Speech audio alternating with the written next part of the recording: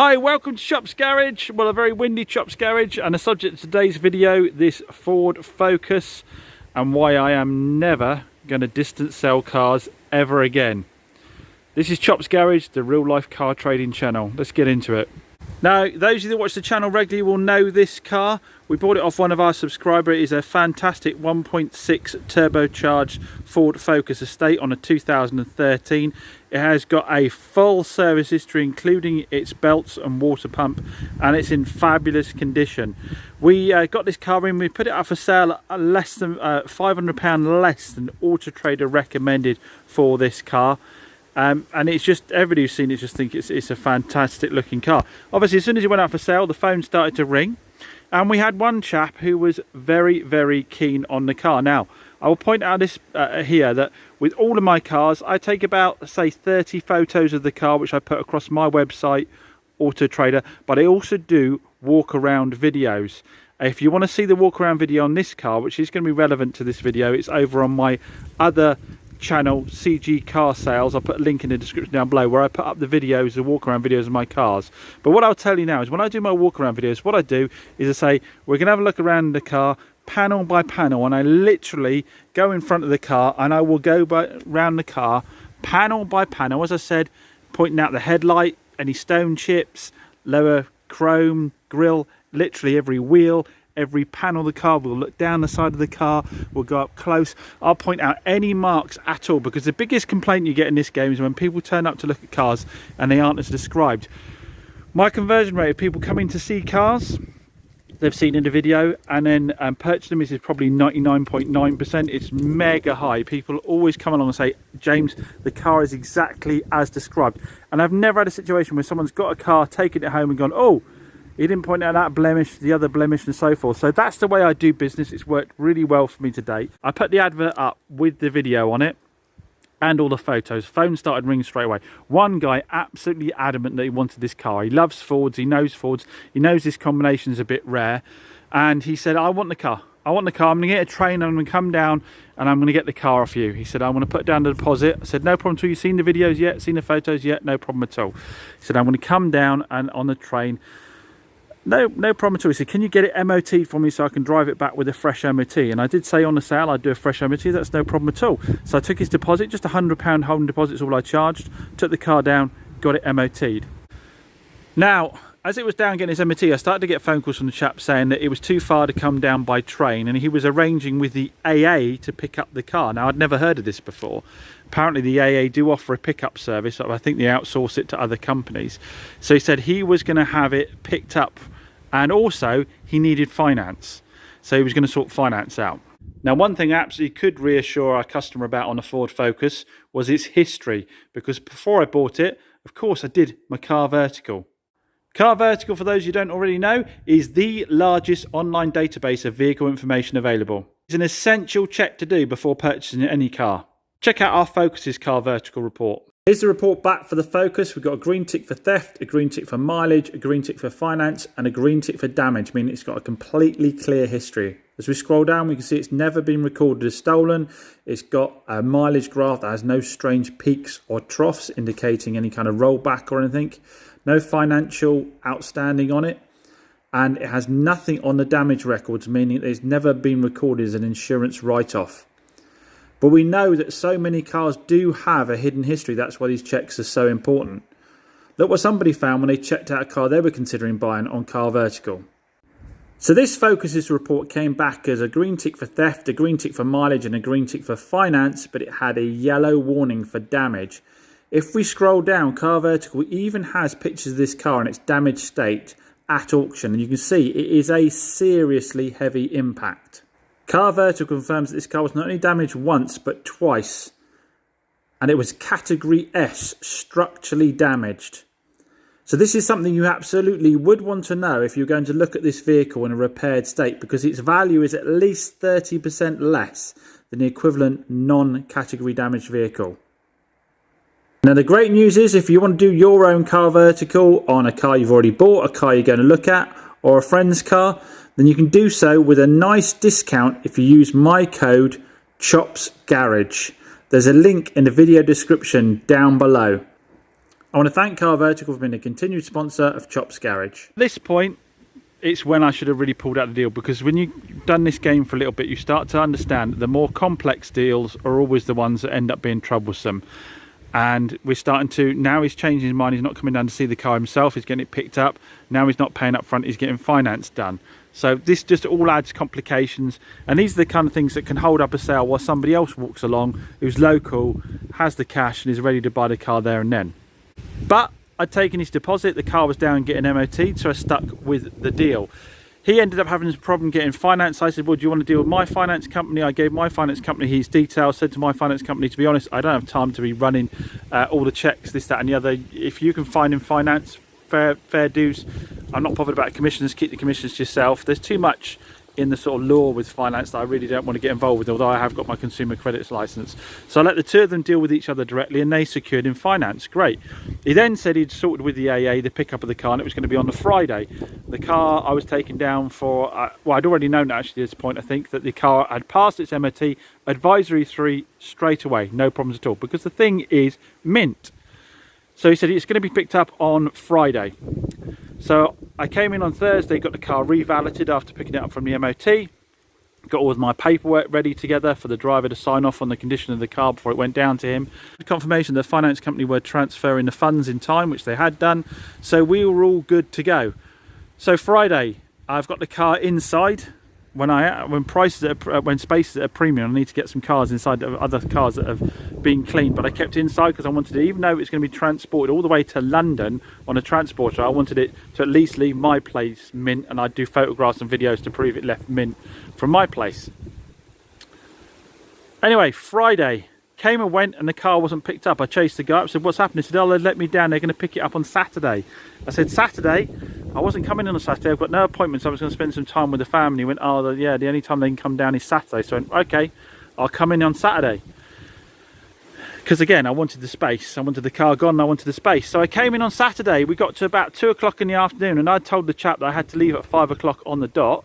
I said, where's your transport company? He said, oh, well, they've let me down again. Why he hadn't rang me to let me know, I do not know. So he said, right, they've let me down again, they can't actually pick up this Saturday. I went flipping out. I said, well, I can't keep the car inside any longer, I've moved other cars inside, it will have to stay out until pickup. He said, yeah, I'm going to try and arrange on Monday for a pickup. I said, look, do you want to use my guy? I'd actually given him Adrian's details before and said he's not the cheapest, but he's 100% bulletproof reliable. I said, do you want the details of my guy?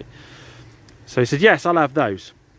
Speaks to Adrian, and Adrian arranged that he's going to pick it up with me 8 o'clock on Monday morning.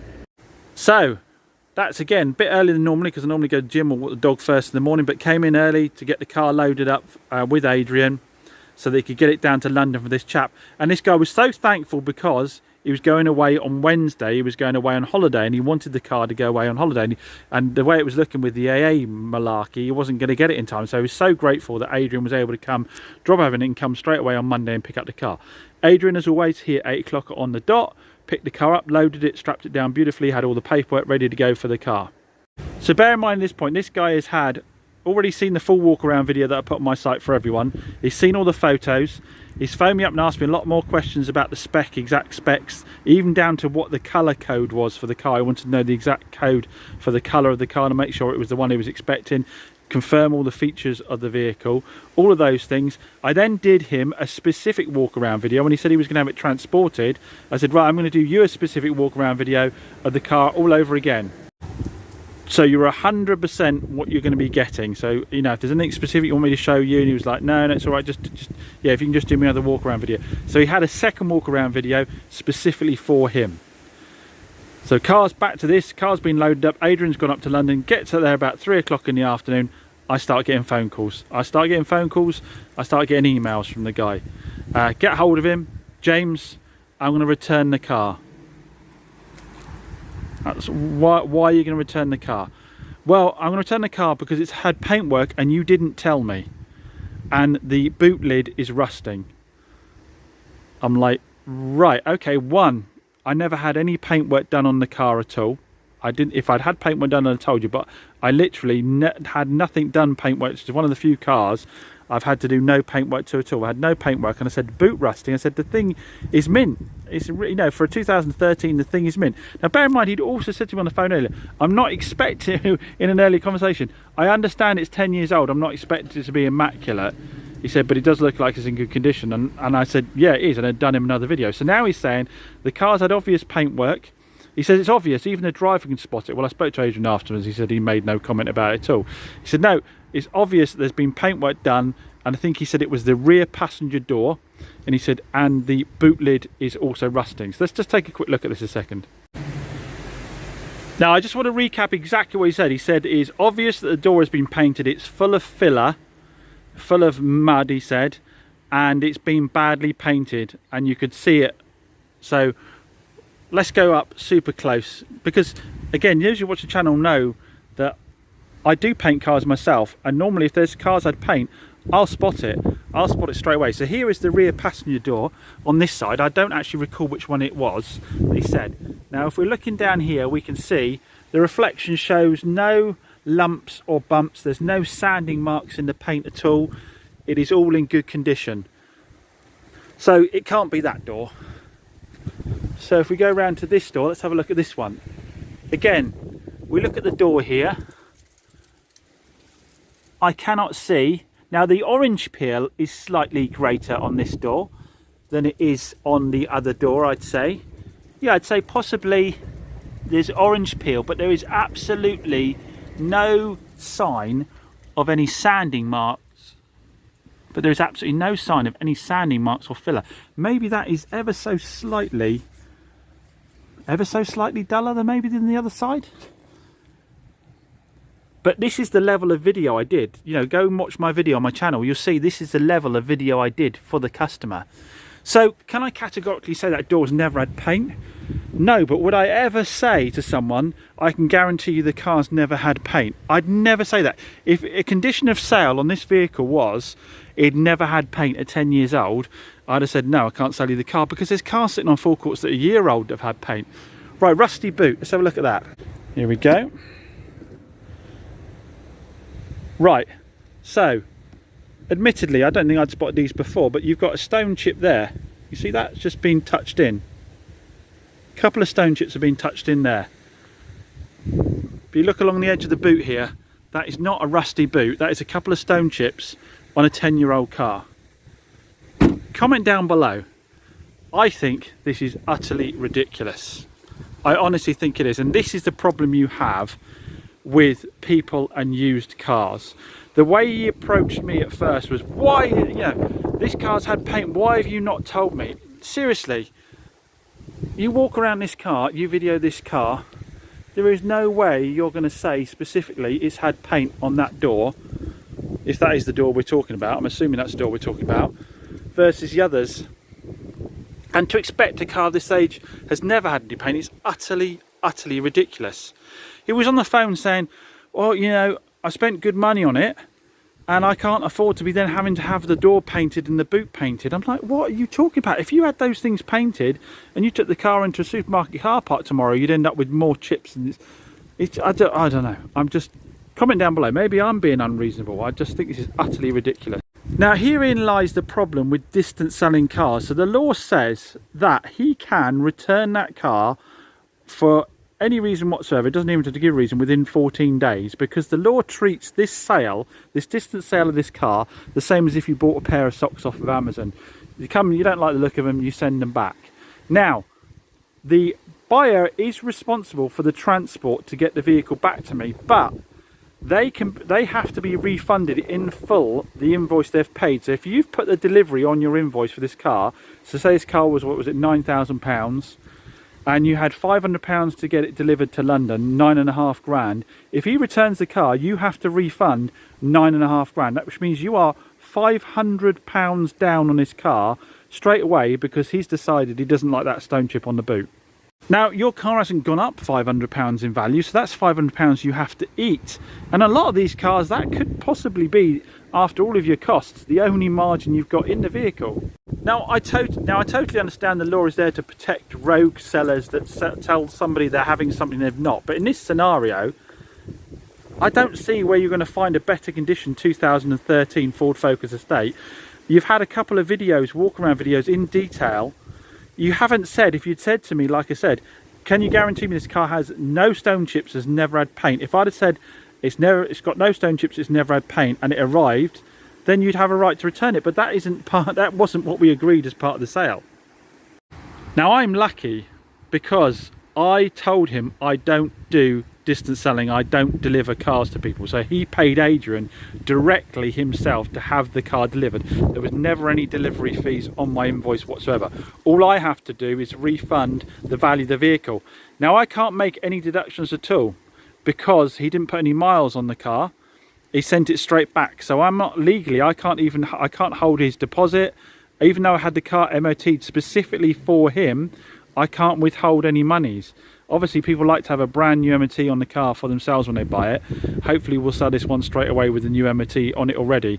But no, I can't recoup any monies at all from this whole fiasco, when as far as I'm concerned I've done absolutely nothing wrong. Had I paid Adrian for the delivery and that had been on the invoice of the customer, as I said, I would have been down that money. And I'm afraid, guys, this is why when it comes to car dealers, so many you meet are no nonsense, no frills, take me as I am kind of attitude, because this does happen an awful lot. I'm afraid you get these kind of things happening a lot in the used car game, because no one is responsible for any of their own decisions anymore in this world. It's always somebody else's fault and somebody else's problem. You can buy anything you like any time for any reason, and it's somebody else's job to mop up after you if you decide you've changed your mind. This, along with people dumping bad part X's on you with the problems without telling you, and going after you for warranty claims for things that are totally unreasonable for cars of the age, they're the things that make you as a car dealer just become quite hardened and quite tough. And I'm afraid I'm now taking that line. You know, I've done a few distance sales in my time and they've always been a pain in the arse. I've lost money on them before with transport costs coming back because it was on the invoice. I'm not doing it anymore. I am not doing it anymore. If you want a car, one of my cars, you need to come on site. You need to look at it yourself. I don't want to assume what is it going through your mind at all. You need to come here. You need to look it over. You need to sign the paperwork here and say you're happy with the condition of the vehicle. Simply not worth the hassle anymore.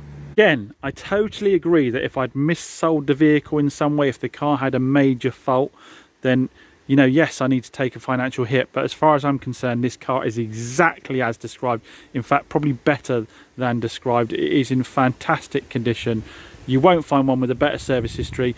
I don't think you're going to find a 2013 one in better condition than this. And like I say, I bent over backwards to make sure he knew exactly what he was getting. When he was let down by his delivery companies, I helped him out. I helped him sort out the finance. But again, that's the lesson to all of you out there. When you do too much for a sale, that's the ones that always bite you in the bum. Anyway, as always, like I say, the purpose of these videos is to give those that have an interest an insight into what it is like really working in the car trade. Now, before everybody gets in the comment, of course we make money selling cars. That's why we do it.